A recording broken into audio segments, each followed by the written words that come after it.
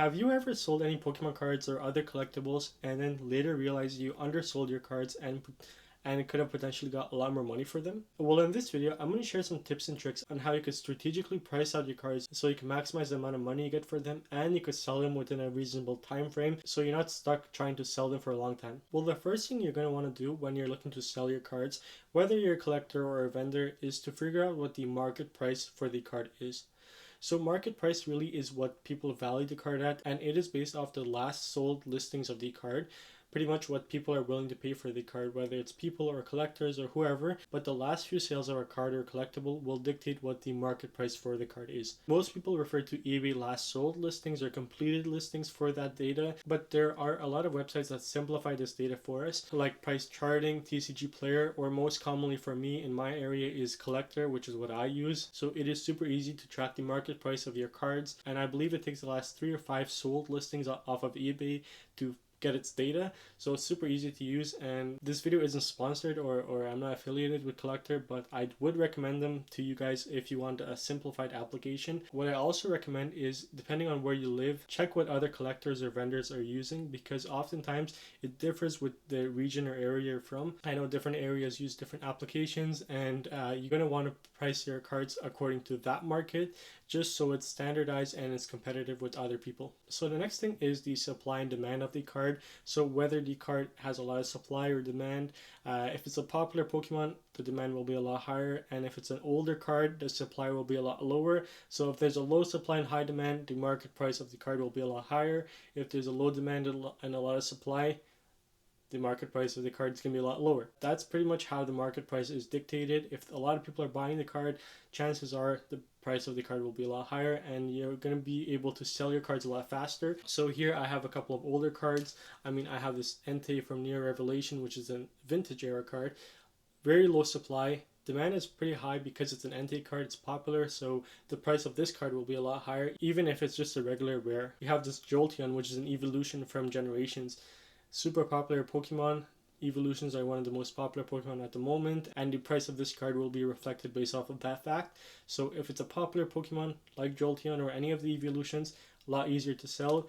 Same case with this Rayquaza from Celebrations, going to be a lot easier to sell because Rayquaza is super popular, and Celebrations is coming back, and a lot of people are hyping it up because of the 30th anniversary that's happening this year. So this card should steadily climb as the demand increases for it. Here I have some more modern era cards. These are from the Sword and Shield era, but super popular Pokemon, Charizard and Umbreon. So the market price of these cards will be very high in comparison to other ones. And here I have Bulbasaur from 151, the illustration rare. Illustration rares, especially of popular Pokemon like Bulbasaur, will have a lot of demand for them.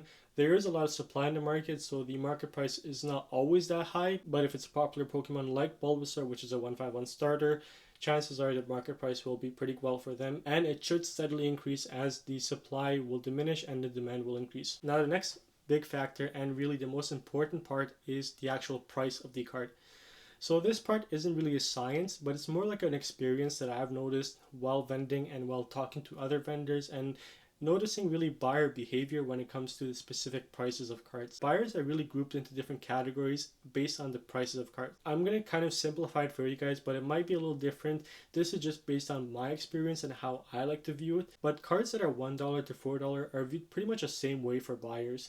So if you're ever pricing a card between $1 to $4, the buyer pool for that will be the largest because there are a lot more people that could afford it, and the buyers that are buying it are looking to fill up their collection, so they're more likely to buy a lot of these cards, so it's a lot easier to move. As soon as the price of the card rises to $5, up until $9, that pool of buyers is pretty much the same, or the way the buyers view those cards and that price is pretty much the same way. A card that's $5 versus a card that's $9, pretty much the same in a buyer's eyes. If it's pretty much the same card but the price is $5 up to $9, chances are the buyer will buy that at any of those prices. You could experiment with it, but I've seen it myself. Like I sometimes have the same card price at different points because I price them at different time points, and the buyer doesn't really mind if it's $8 or if it's $6. It's pretty much the same for them. Anything that's between $5 to $9 is the same. As soon as the card price hits $10 up until say about $20 to even $24, or the way collectors look at those cards, pretty much the same way. I'm really generalizing it right now. It's probably a lot smaller than that, probably like $10 to $19, and then like $20 to $24. But I'm trying to generalize it to simplify it for you guys, to show you guys that the way the pool of buyers and the way buyers look at those cards is pretty much the same.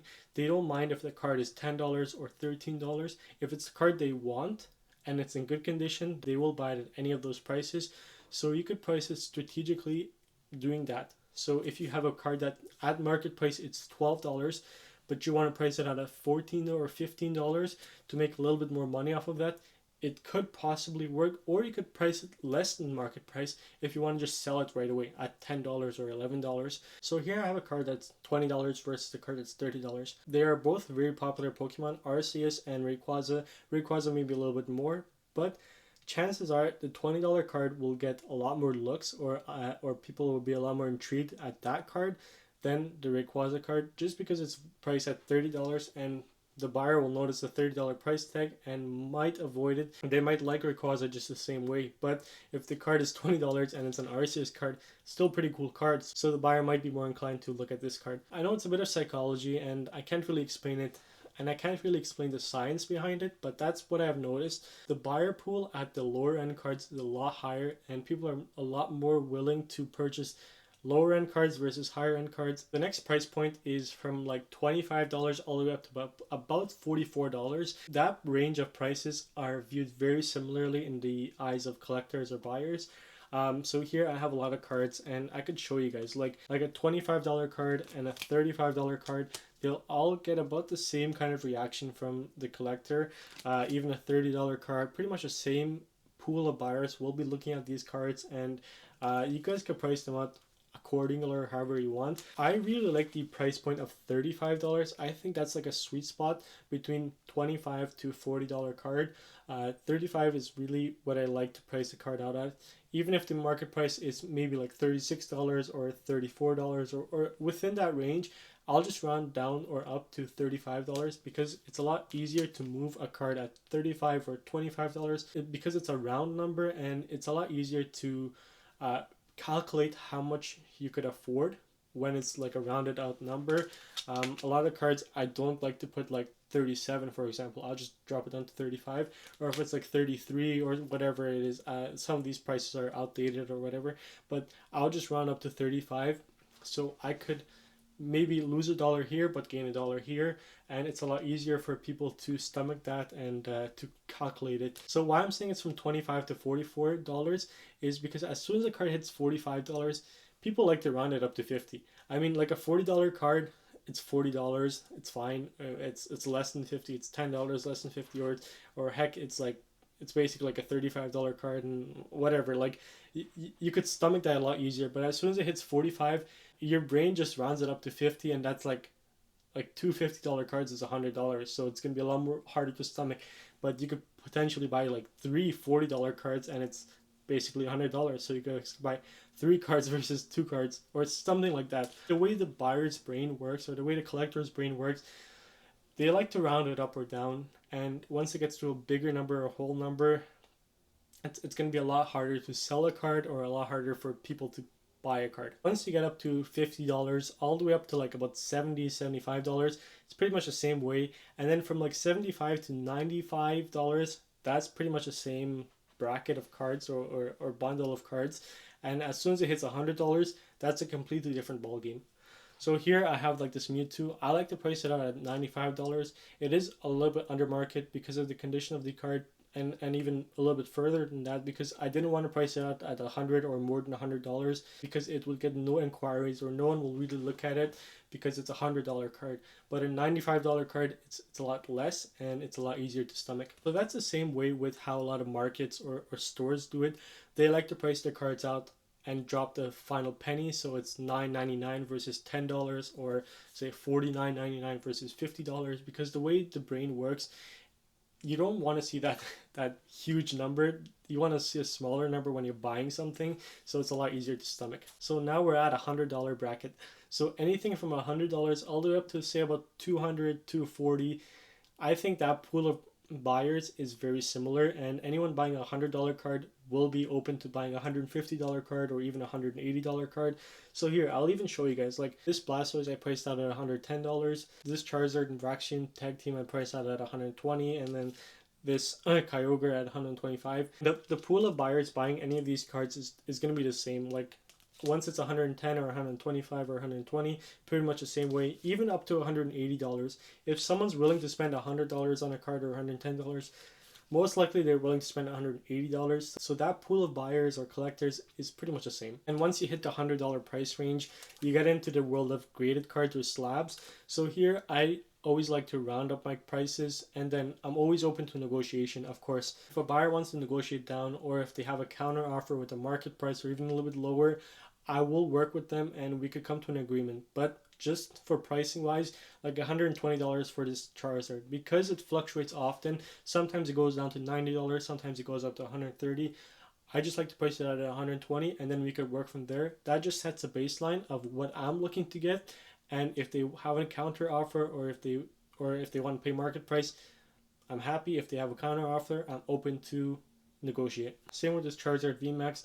This card's been fluctuating a lot. Heck, a lot of graded cards have been fluctuating, so it's hard to price out the cards. So in that case, I put a sticker on my cards, even if it's higher than market price, and then if a buyer is interested, they can make me an offer and we could come to an agreement. Usually there's less supply of them, so depending on what a buyer buys it at, that'll drive up or down the market price of the card. So I hope that was easy to understand, but really the way you're going to want to look at it is try to group up the way you price out your cards. And if you're looking to maximize the amount of return on your cards, you might want to round up or down the price of the card.